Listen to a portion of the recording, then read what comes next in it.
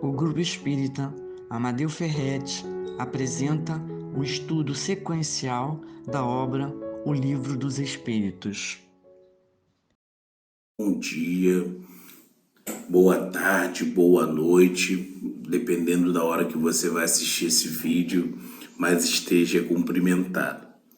Nós somos colaboradores do Grupo Espírita Amadeu Ferretti. Nosso canal do YouTube, todas as segundas-feiras, tem vídeo explicando sobre a doutrina espírita. Meu nome é Pedro e hoje eu fui incumbido de falar sobre o capítulo 3 do Livro dos Espíritos, da parte da separação da alma e do corpo. Mas para que possamos entrar em sintonia com o que vamos falar, vamos fazer uma prece de abertura para que vocês possam se ambientar e começar a assistir o nosso vídeo de uma maneira mais tranquila. Vamos fechar nossos olhos, se vocês puderem, né? Se vocês não estiverem dirigindo, se vocês estiverem fazendo alguma atividade, se não, vocês podem fazer a prece de olhos abertos. Então, mas vamos elevar nossos pensamentos e agradecer a oportunidade de conhecermos essa doutrina tão maravilhosa. Pai de amor e bondade, agradecemos por podermos buscar a nossa evolução, buscar através dos estudos, do conhecimento. Pai de amor e bondade, como eternos pedintes que somos, pedimos pelos irmãos que desencarnaram recentemente no tragédia aérea, que eles possam ser bem recebidos e amparados pela espiritualidade. Senhor, pedimos pelo Grupo Espírita Amadeu Ferretti, que desenvolve esse trabalho tão magnífico de palestras online, que possa continuar e perdurar para levar o Evangelho, levar o Livro dos Espíritos, levar a Gênese, ou seja, levar o Pentateuco Espírita para as pessoas que desejam conhecer a doutrina pura e simples. Agradecemos a oportunidade, que assim seja. Gente, como já falei, meu nome é Pedro Rocha e vamos falar um pouco sobre o capítulo 3º do Livro dos Espíritos, que é a separação da alma e do corpo. Hoje a gente vai fazer uma breve explanação de como funciona o desenlace, a separação da alma e do espírito. Então, como se acontece esse fenômeno que é conhecido como morte para as pessoas que não acreditam na reencarnação, não acreditam na vida eterna do espírito, ou tem outros dogmas que nós respeitamos. Se você vier aqui para conhecer também, nós respeitamos todos os dogmas. Então, a pergunta 5.4, ela pergunta se é dolorosa a separação da alma e do corpo. E os espíritos respondem que não. O corpo quase sempre sofre mais durante a vida, porque nosso espírito, quando encarnados nesse corpo físico, nós somos suscetíveis e sujeitos às intempéries do tempo, à gravidade, a fome, né? A necessidade de cansar do corpo é tão pesado que nós necessitamos repor as nossas energias com sono. E isso para o espírito que é livre é um sofrimento. Por isso que às vezes nós nos pegamos em momentos de melancolia e não sabemos o que é. Porque nós temos a nossa liberdade cerceada e concedida aos poucos quando vamos dormir e quando acordamos. Essa liberdade é cerceada mais uma vez. E o corpo, ele cansa, o corpo, ele sofre, ele tem dores, tem o desgaste orgânico, e o espírito não. O espírito está na erraticidade, que ele está se desenvolvendo numa colônia espiritual, sem a influência de irmãos malfazejos que permanecem na ignorância. Esses espíritos aprendem algumas coisas: a volitar, que é voar, é se deslocar de um lugar para o outro sem a necessidade de um transporte físico. Então pense bem, o espírito ele não precisa pegar ônibus cheio, O espírito ele não precisa se alimentar, o espírito ele não precisa dormir para executar suas tarefas porque ele não se cansa. Então ele vê a vida como encarnado como realmente como uma prova para que possamos saber se estamos prontos para evolução, porque na prova coloca-se em jogo todos os nossos sentimentos mais primitivos, porque estamos lutando pela subsistência, temos um risco de morte real, tá? Então, ainda fala, complementação, na morte natural, o que sobrevém pelo esgotamento dos órgãos na consequência da idade, o homem deixa a vida sem perceber, como uma lâmpada que se apaga por falta de óleo.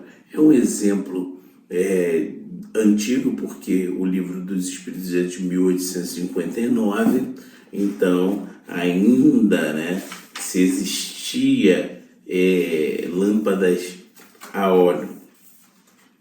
A pergunta 155, como se opera a separação da alma e do corpo? Rotos os laços que retinham, ela se desprende. Aí tem uma complementação da pergunta. A separação se dá instantaneamente por brusca transição? Haverá alguma linha de demarcação nitidamente traçada entre a vida e a morte? E a resposta, não. A alma se desprende gradualmente, não se escapa como um pássaro cativo que a restitua subitamente à liberdade. Aqueles dois estados se tocam e se confundem, de sorte que o espírito se solta pouco a pouco dos laços que o prendiam. Esses laços desatam, eles vão se soltando, se desenlaçando, por isso que nós espíritos chamamos de desenlace.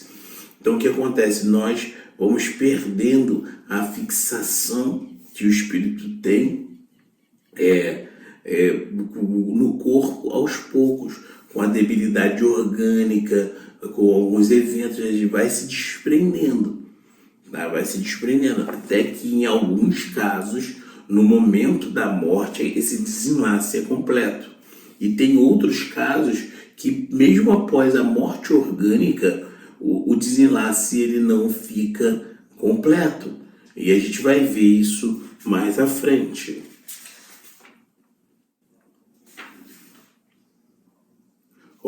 Tem esse comentário, eu acabei de fazer, mas um comentário que é interessante vocês escutarem, que é um comentário sobre como se dá o desencarne aqui dentro do próprio livro. Durante a vida, o espírito se acha preso no corpo por seu envoltório semimaterial perispírito. A morte é a destruição do corpo somente, não desse outro invólucro. Então, como desencarnamos, o perispírito, nós sabemos que ele continua, essa forma que nós temos, temos uma cópia dela, né, essa aparência na forma perispiritual. A morte na destruição do corpo somente, não desse invólucro. Do corpo se separa quando cessa a vida orgânica. A observação demonstra que no instante da morte, o desprendimento do perispírito não se completa subitamente.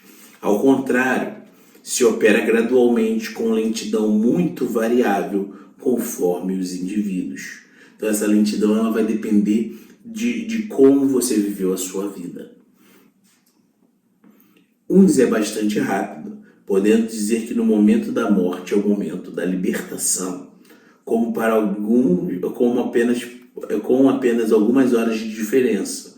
Em outro, naquele sobretudo quando a vida foi totalmente material e sensual, o desprendimento é muito menos rápido, durando algumas vezes dias, semanas e até meses, o que não implica existir no corpo a menor vitalidade, nem a possibilidade de volver à vida, mas a simples afinidade com o espírito, afinidade que guarda sempre proporção com a preponderância durante a vida. O espírito deu à matéria e com o efeito racional concebe-se que quanto mais o espírito haja se identificado com a matéria, tanto mais penoso separar-se-ia dela.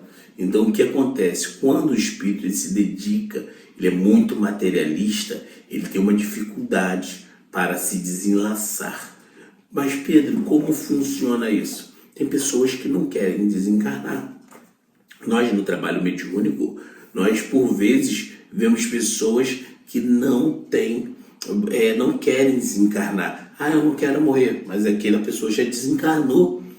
Então a pessoa é tão apegada à matéria ou não sabe da existência da vida após a morte que ela fica presa naquelas ilusões de vida, fica preso no amor dos parentes, fica preso nas preocupações que ela tem, como responsabilidades com filhos pequenos ou com a família. Então ela fica presa naquele jogo psicológico que ela mesma desenvolveu, muitas das vezes por não conhecer a vida após a morte, que esse espírito demora às vezes se libertar. Tal resultado dos estudos feitos em todos os indivíduos que se tem podido observar por ocasião da morte. Essas observações ainda provam que a afinidade persistente na alma e no corpo em certos indivíduos pode experimentar o horror de decomposição. E este é o caso, porém, é excepcional e peculiar em certos gêneros de vida e certos gêneros de morte. Verifica-se com alguns suicidas. Então, se vocês tiverem oportunidade de ler um livro chamado Memórias de um Suicida, vocês vão ver a exemplificação na narrativa em forma de história, o que o livro colocou aqui.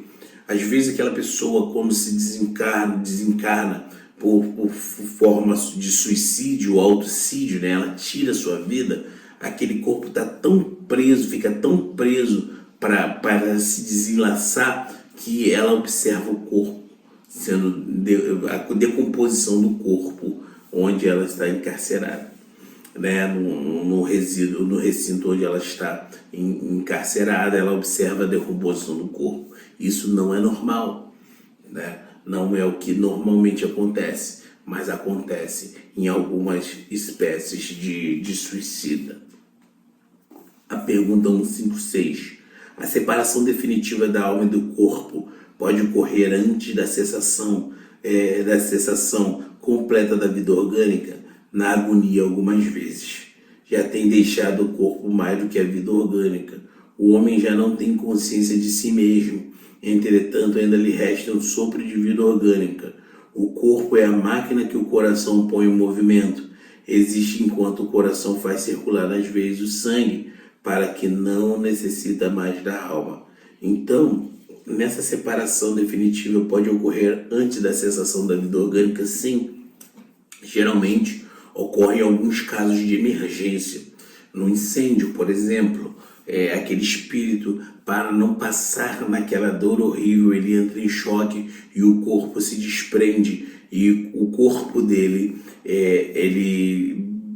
o corpo orgânico fica, o espírito se desprende para não viver aqueles momentos terríveis, num afogamento, num salto de um lugar alto por busca da vida, né? Às vezes no incêndio mesmo, o mesmo exemplo do incêndio, a pessoa salta para não morrer queimada por conta do calor. Aquele espírito se desprende para que aquele corpo não tenha aquela sensação daquele impacto, que seria muito dolorido, seria muito penoso, inclusive para tratar depois na erraticidade. Tratar no sentido, quando eu falo de tratamento para o espírito, é o tratamento psicológico, tá? Porque nós somos pensamento. Quando desencarnamos, não temos mais as sensações físicas como sentimos aqui. Se eu toco no meu braço, eu sinto o toque no meu braço, mas o nosso pensamento, ele é tão vinculado às sensações físicas que ainda temos a impressão de vivê-las. No momento da morte, a alma sente alguma vez qualquer aspiração ou êxtase que lhe faça entrever o mundo onde vai entrar de novo? A resposta: muitas vezes a alma sente que se desfaz os laços que a prendem no corpo. Emprega então todos os esforços para desfazê-la inteiramente. Já em parte desprendida da matéria, vê o futuro desdobrar-se diante de si e goza por antecipação do estado do espírito. Então o que acontece? A alma, dependendo do grau de evolução, tudo isso não é uma fórmula matemática que 2 mais 2 é igual a 4.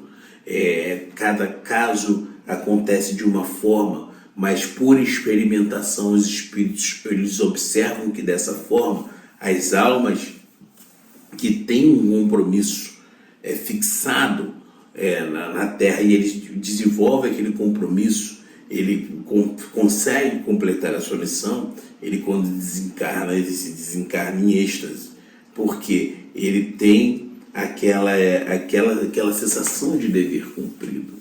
Ele pode desfrutar da sensação de ter cumprido aquela meta, cumprido aquela jornada, tal qual a jornada do herói, que ele consegue cumprir, salvar, entre aspas, a princesa e vai viver feliz para sempre. É um exemplo bem apequenado, mas é um exemplo que se dá. 158. O exemplo da lagarta que primeiro anda de rastros pela terra e depois se encerra na sua crisálida em estado de morte aparente para enfim renascer com uma existência brilhante, pode nos dar a ideia da vida terrestre, do túmulo e finalmente dessa nova existência? A resposta: uma ideia acanhada. A imagem é boa. Toda vida não cumpre que seja tomada ao pé da letra, como frequentemente vos sucede. Então, é uma imagem boa. A lagarta, a metamorfose, perdão, a metamorfose, e nós vivemos uma metamorfose. Só que a lagarta, ela tem um tempo definido. E nós, como espíritos, nós temos o nosso tempo. Nós erramos, acertamos, erramos, reconhecemos nosso erro, voltamos de novo para que possamos nos desenvolver. E sim, um dia, virarmos anjos. Tem até uma música espírita muito bonita dos anos 2000 que fala que um dia todos nós seremos anjos. E sim, todos nós chegaremos à angelitude, cada um a seu tempo, cada um com as suas provas, cada um com as suas convicções. Mas lembrai-vos, meus irmãos, somente o caminho do bem, somente o caminho da retidão é o caminho que nos levará à evolução, nos levará às boas condições espirituais no momento do nosso desenlace. Não adianta, quanto mais apegados à matéria, mais dificuldade nós teremos. Quanto menos apegados à matéria, mais espiritualizados formos, mais rápido será o nosso desenlace e a nossa evolução, que é o objetivo primeiro de todo a nossa jornada como espíritos. Eu agradeço a oportunidade do Centro Espírita Amadeu Ferretti. Estamos encerrando e vamos encerrar com uma prece. Vamos fechar nossos olhos e agradecer. Senhor de amor e bondade, muito obrigado pela oportunidade de estarmos aqui unidos e reunidos para entender a sua palavra. O Senhor nos disse que quando mais de uma pessoa estiver falando em seu nome, que o Senhor estará presente.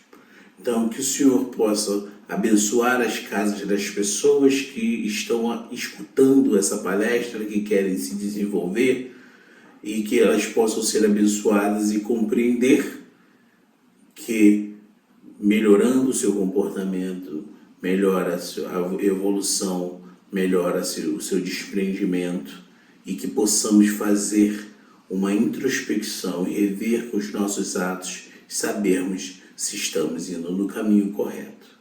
Que assim seja. Convidamos a todos para assistirem à nossa próxima palestra. Aguardamos vocês!